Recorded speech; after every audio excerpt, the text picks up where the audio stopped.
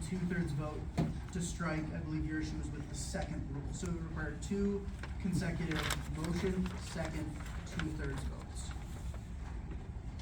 And the chair does not have the ability to stop a request for, So I request division of the House and ask for a vote. that is non-germane. Division of the House is only if there is a close vote on a spoken or non-recorded. I'm gonna make a motion to suspend the rules and ask for a vote on second. Do I have to do it? That is a gray area, but it's probably the discretion of the chair. Well, the chair discretion is, we're done with it, and we're moving on. So, you okay with that? That's the chair, so, you know, if there's gonna be a new chair, you can take it up with them next time, but for now, we're done, so thank you. Okay, we just had a legislative session. You know, we have a really good team here, and we're gonna call on Craig and Terry and Don just to give a few highlights of the session. So whoever would like to start, do you want to come up?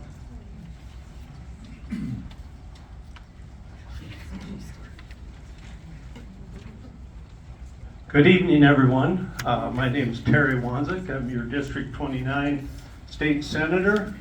This was my 14th session in the state legislature. It was a very tenuous, intense session. A lot of issues that came before us, dealing with a lot of social issues, tax issues, and budget issues. And I served as chairman of the Government Ops Division of the North Dakota Senate Appropriations Committee.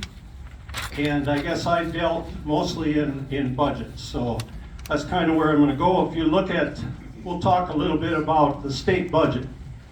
I know it looks like a very large budget, and it is. There's no doubt about that. Total funding is around $19.6 billion for the next 2 years, of which roughly $6.1 billion is our general fund tax dollars. So of that $13.5 billion of other funds, about half of that is federal dollars, or about $6.5 to $7 billion is from the federal government. The other 7 is other and special funds. There's a number of agencies in our state budget, like the Game and Fish, for instance, has no general fund dollars. It's all special fund dollars, licenses and fees that are paid for fishing, hunting licenses, for instance, and there's also funds that come from tax dollars on ammunition and fishing gear and hunting gear that also help fund that budget. Other funds would also include, for instance, the tuition paid by students who attend our higher ed institutions, or room and board. I mean, it takes into account every other cost that our state serves. And before you get too far out there on this is a very expensive budget, you need to understand that there's a lot of dollars in this budget that are counted twice. For instance, an example would be I worked on the Department of Corrections budget, which is about a $450 million cost or budget. In that budget, for instance, there's $15 million for Free Through Recovery, which is a rehabilitation program for convicts who have addiction problems, things of that nature. It's been a very successful program. So the Department of Corrections shows a general fund expenditure of $15 million for this program. And they contract the service, for instance, with Human Services, which also reports it as a $15 million other fund expenditure. So it's accounted for twice in the budget. Take the DOT, there's a motor pool. We have a state motor pool. Number of agencies will show in their budget that they spend money in the motor pool. And of course, the Department of Transportation will show they spend money on the motor pool. So it's dealt with twice. All of our information technology projects that are done in all the agencies show maybe a general fund expenditure. And the IT's budget shows all special funds, which come from all the other agencies for those information technology projects, which is about a $235 million budget. So every one of those dollars is counted twice. Before you think it's totally 19.6 billion, there's a lot of examples where the dollar's counted twice. And one thing about state budgeting is you have to have a balanced budget. It's not like the federal government. We can't print more money. We have to stay within our means. And a lot of our means come from oil funding. And one of the funds that a lot of our oil dollars goes into is called the Strategic Investment and Improvement Fund. And that funds a lot of the projects, a lot of the budgets that we have. And the money we're appropriating out of that fund is all in the bank. It's kind of like a farmer. We're using last year's crop to plant this year's crop. It's money in the bank. So we do not spend anything more out of that SIF fund than what we have available. And a lot of that dollars this go around was one-time funding. And one-time funding, for instance, the Department of Corrections, we're going to build a women's facility in Mandan, a correctional facility, cost $161 million. That's paid for in cash. For instance, the State Board of Ag Research and Extension, we're going to build a new agricultural lab on NDSU campus. It's called Waldron Hall. That was $97 million, paid in cash. Our situation with our state, we're in good shape. Even though I know it was a larger budget, partially because we have the resources. Another point I want to make about our budget, we also have a rainy day fund, the Budget Stabilization Fund, which has nearly $914 million, almost $1 billion for a rainy day. And we also have the Foundation Aid Stabilization Fund, which is a rainy day fund for education in case we run low on education dollars. There's over 400 million in that fund as well. There's a number of funds that still carry the resources necessary to develop the next budget. I'm trying to point out to you that we're very deliberate in how we address these budgets, and every single budget has to balance. We cannot spend money we do not have. So even though it looks like a very large budget, which it is, some of the dollars are counted twice. We have rainy day funds put away. We have a legacy fund that's going to end this session, for this biennium, at over $10 billion. We also have the Common Schools Trust Fund at around $6 billion. The state is in great financial shape, is what I'm trying to convey. Few things that I did personally. I sponsored a bill that provided some snow removal relief for counties, townships, cities. I'm hopeful that some of you who serve on maybe a county commission or a city board or a township board are able to take full advantage of that. We recognize this was a unprecedented year for snowfall. I know there were some townships in the Stutzman County area that spent 5 times what they normally spend. And if you were over 150% of your normal 5-year average thrown out the high year, you could get 60% of the excess funding back from the state to help with the extra costs of snow removal for your political subdivision. Also worked hard on the Department of Transportation, which is a $2.3 billion budget for our roads and our infrastructure.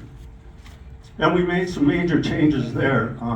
We developed a township and county fund using motor vehicle excise tax for the very first time. We took half of the motor vehicle excise tax and we put it into what's called a flexible fund. We created a new flexible fund where the DOT can work more closely with rural areas like townships, where in the past, they've always had a difficult time doing that because the federal government does not look at our township roads as part of the federal system. And this will allow them to work with townships, work with counties. There's 25% of that motor vehicle excise tax that was deposited into the DOT. That's going for the township and county road programs, which can be used by counties and townships by applying through the DOT to get some relief. And you know, there has to be a major corridor or a major reason why that road needs to be prepared or repaired or redone. But there is funding in the DOT for those projects. I also sponsored a bill. My youngest my youngest sister is Down syndrome, and I did sponsor a bill and we got it passed. It's North Dakota law come July 1st, or I think it's August 1st, I take that back, August 1st, where you cannot discriminate on, when it comes to an organ transplant based solely on their disability. There has to be other reasons than just, well, she's Down syndrome, she can't qualify for a program. So I was very pleased with that. That will be a new law in our state come August 1st. Some other things, there's so many things we deal with. Guardianship funding, we were able to help guardianships, you know, people that represent vulnerable or indigent people who need help with their financial affairs or maybe their medical affairs. These are people that do some very important work in helping represent those people. We were able to increase their funding from $10 a day to $20 a day for taking on an indigent or vulnerable ward as a guardianship. So I played a role in that in helping fund those dollars, for instance. I guess with that, I'll end it. I see a question. No, I want you to talk about that wonderful bill you sponsored for schools in the rural area. Oh, okay. Well, there's a lot of things we did. It's easy to forget some of them. It was pretty intense at times, but I did put a bill in that was meant to help small rural schools, public schools, who have large geographical areas and do not have the numbers. In my mind, from my recollection of my education at University of Jamestown, when I got a business degree, the economics is just not enough critical mass or not enough, can't think of the right word, but there's just not enough volume to be able to be a low-cost school. Because of the fact that they're a large geographical school and not as many students, makes them a higher cost school. That's just a given. And I think we have to take a look at that and realize some of those school districts, even though they might be higher cost, they're vitally important in that they serve an area that there's really no other options. The only other option is to start busing kids 40, 50 miles, and I don't think we want to do that. So we did provide in this bill a means of a school. We tried to address the geographical thing, but there's some schools in our district that have a grade school in one area and a high school in another area. And this would allow them to view each school as a separate school, which gives them a higher weighted factor when you look at their formula payments. And this could help Page Hope. I'm not sure about Dakota. I sure hope it can help Dakota schools. There were a number of schools in our district that will benefit from this. The bill that I sponsored got turned into a study, more or less, or a, I'm at a loss for that word. Task force, thank you. They're gonna work on, studying how these formulas should be looked at. And I mean, the given in my mind, even though these schools might be a higher cost school, we can't expect them to fund their school at the same level per student, say West Fargo does, or even Jamestown High School. They have the numbers. They have the numbers to justify a lower cost per student. So we're hopeful that we this will eventually help them. And I guess I'm gonna keep in touch with Hope Page, the superintendent there. I talked to quite a bit about this issue, and I think he'd like to be on the task force. I'm gonna put his name and make a recommendation for him to be on that task force when they study this issue. I just have one question. When you were talking about the budgeting and the fund that you made sure you said that the money is always there, we always have down payment. Is the fund that you were taking money from, is that a fund that, could run out if we're, continuing with the expenditures that we have? The only way that fund would run out is if the oil prices drop to zero and there's no oil production. It's all funded through oil tax dollars. And I highly doubt we're projecting, a pretty high oil price per barrel at, 1 million barrels per day or higher. So it's certainly, our projections are showing that will be filled right up. For instance, right now there's, at the end of this Biden, is gonna be close to $1.5 billion in that fund. And then, of course, we have the budget stabilization fund, the rainy day fund, there's almost $1 billion in. And the foundation aid, there's almost 400 million. Then there's numerous other trust funds and that have money in it. And, I guess I'm trying to explain why the budget looks so large. It is large. I mean, it is a big budget, but we did have the resources. We get criticized if we leave too much money in the bank. And then on the other hand, we get criticized if we spend too much. We're in good shape. The state is in great financial shape. Hold up your sheet you were showing me. Oh, yeah. Oh. My brother asked why I have this. I just want everybody to understand how complicated the state budget is. This is a flow chart showing where every dollar goes, and this right here is the general fund. It shows, which direction those dollars go. I guess when I look at this, when I think of the people who serve on the appropriations, most of us on the appropriations, this was my 14th session. Most of us have at least 4 or 5 sessions before we get on this committee to fully understand what's happening there. It's complicated. And that's where I'm a little concerned, and people say, well, yeah, you don't like term limits because you're a politician, but I'm really concerned about it as a citizen. I'm to the end of my career anyway, and I mean, I could finish out the years I'm serving right now and maybe 4 more, even with the term limit, but it didn't really affect me. I doubt I would have went any longer anyway, so it just troubles me that we're gonna have people that only have 1 or 2 sessions who are gonna have to fully run the Appropriations Committee, which takes years. I'm still learning about the budget.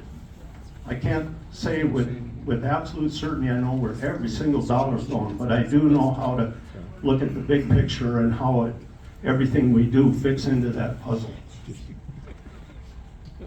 So thank you, and it's an honor to represent District 29. It's humbling to know that people trust in me. I try to do my best. I'm not going to say I'm always doing the right thing, but I'm always striving to do the right thing. Thank you.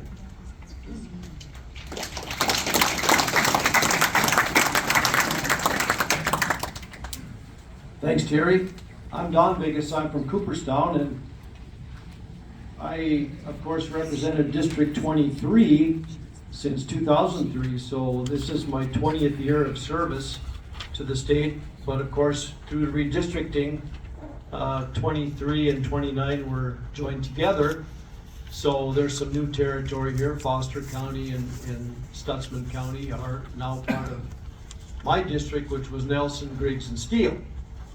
So very also pleased to serve the new areas, as well as the counties that I've served for a long time. And I too served on appropriations. This was my 5th session on approps, my 10th session overall. And this year I had the privilege of chairing House Appropriations. And Terry did a nice job giving you an overview. I'm just going to touch on a few highlights of initiatives that we funded.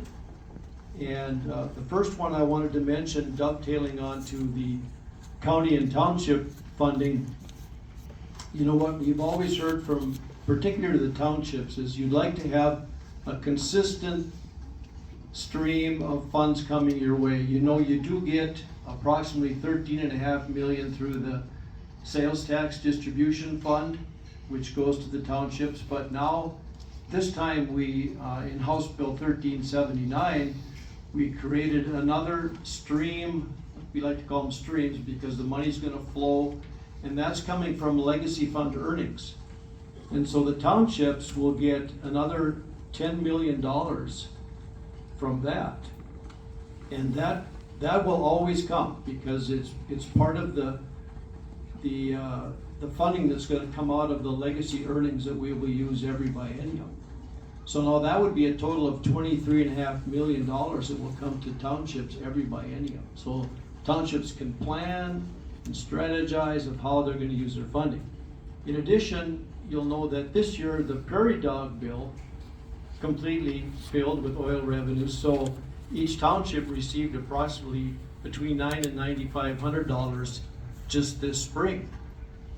So you put that on top of the 23.5 million, and so we've provided, I think, a good funding source for townships that will be ongoing and predictable. You know, one thing we heard when we, all during the interim before we came, is what can we do for workforce? There's between 30 and 35,000 open positions in North Dakota. We have to find a way to get more people into the workforce. So a couple things for that. We did spend some additional dollars on workforce grants through the Department of Commerce. I think the total was approximately 28.5 million in different types of programs that will address workforce. Childcare is the other side of that. You know, we have a lot of people that they'd like to work, but childcare is very expensive. They have to stay home with their little ones, and that's an admirable thing to do. But if they need the income and employers need workforce, so we did some things with childcare that particularly help low-income families with toddlers. You know, they already qualify, if they're at a certain income level, they already qualify for some assistance for childcare expenses. And what we did through this bill was House Bill 1540. We increased the incentive for those young parents so that if they earn about $30,000 a year as a family or less, their child care is pretty much paid for. What a benefit to those people to get in the workforce and be able to get out and earn some money. The other thing we did there was incentivize the providers, you know, the people that provide the daycare. They get some assistance for handling toddlers too.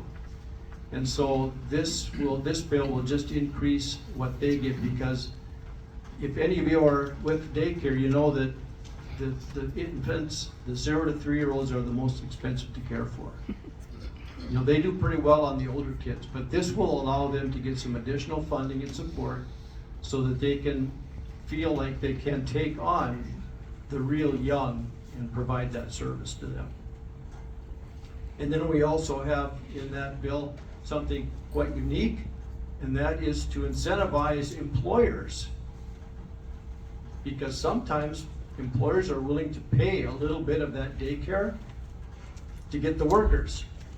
It's interesting, but that happens in some of the bigger companies. They'll pay a part of their employees' childcare so they can get them to come to work. And this incentive will provide a match.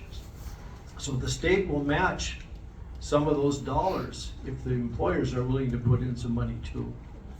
And then there's some additional training for the actual childcare workers. With agriculture, just touch on briefly that House Bill 1371 provides an avenue for small corporations or LLCs to form livestock, poultry, swine feeding operations. It was It was put together, the language, by both Farmers Union and Farm Bureau worked on that. And it's a way to get more animal agriculture in our state, because we've fallen way behind our neighbors in that area. We had several bills that supported law enforcement. We had bills that supported the military. For example, military pay now for active duty National Guard and Reserve members is now exempt from state income tax.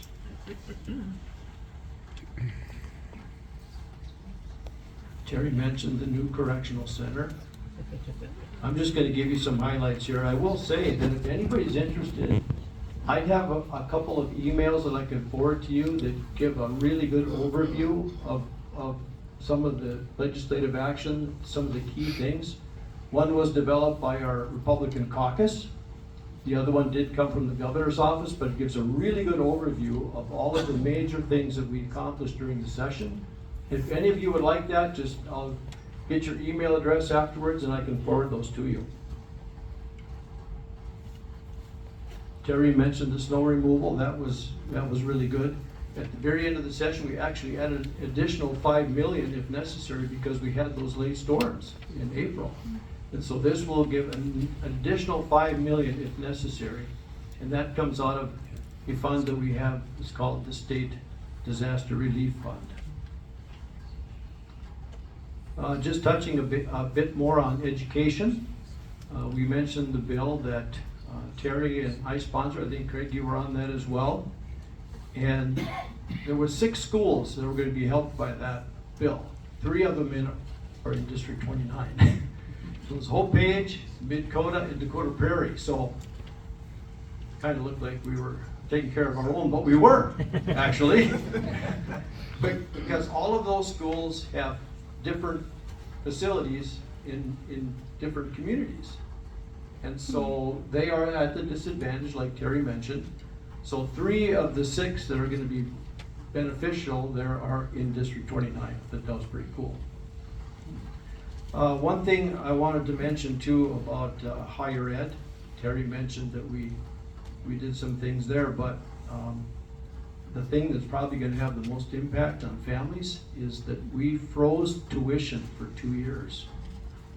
So tuition is going to stay the same for 2 years. That's going to be a huge benefit to families that are struggling to pay for college. And we're also competing with Minnesota, because Minnesota's been talking about doing the same.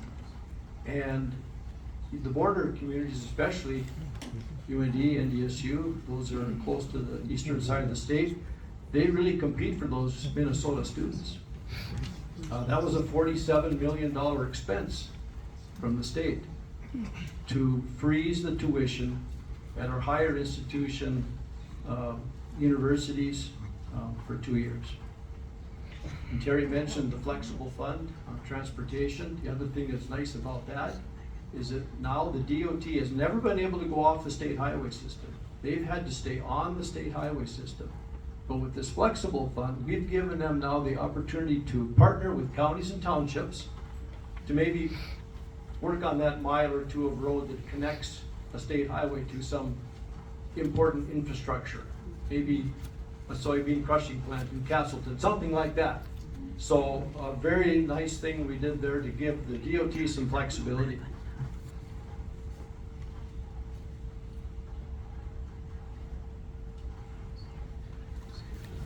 We did have to spend some money on the state employees.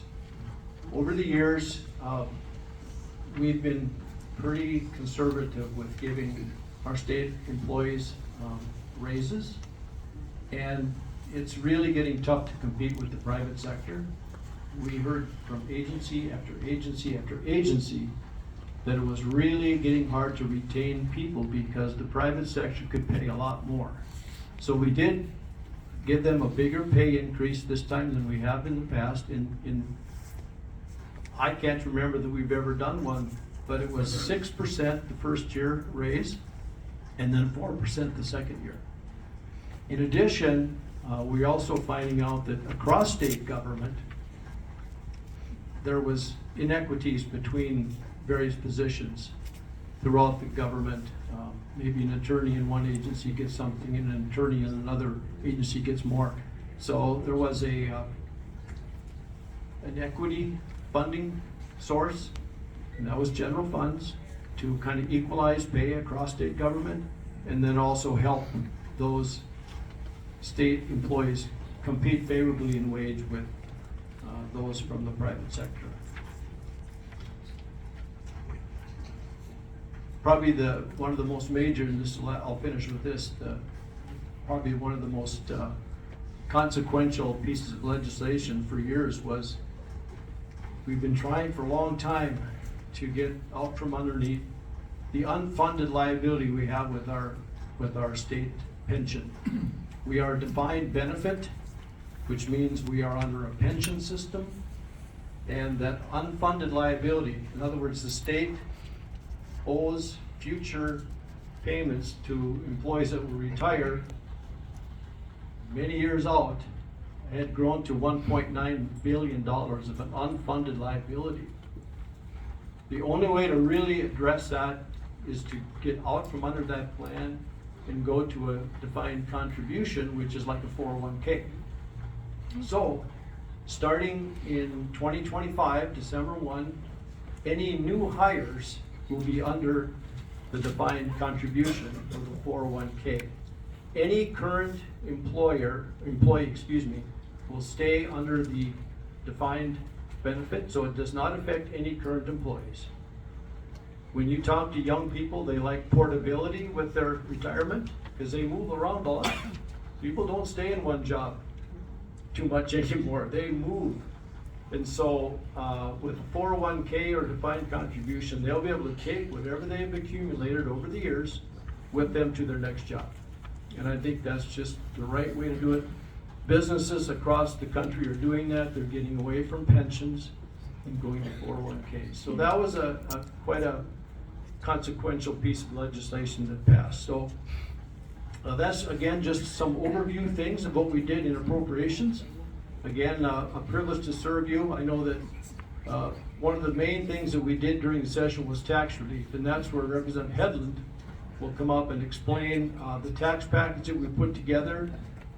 Very nice package. A lot of people will be touched positively by that. So thank you very much for your time this evening.